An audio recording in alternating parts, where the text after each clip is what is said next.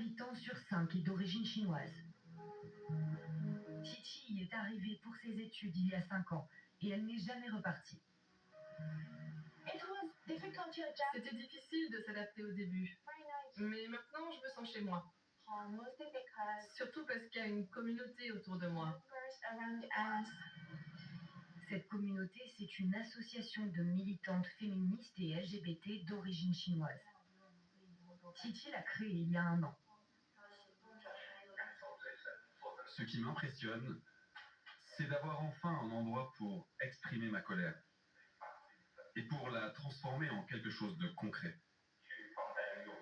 Je partage ton ressenti. Avant, je me sentais impuissante et déprimée à cause de la situation politique. Ensemble, ils ont organisé une exposition sur les militantes emprisonnées en Chine, comme Huang Xueqin, symbole du mouvement MeToo, mais aussi Zhang Jian, lanceuse d'alerte à Wuhan en 2020. Les visiteurs leur ont écrit ces cartes postales. On ne peut pas juste abandonner celles qui ont ouvert la voie pour la liberté.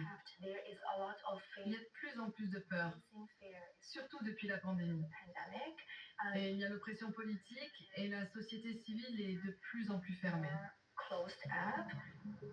Un collectif comme celui-ci ne pourrait pas exister en Chine.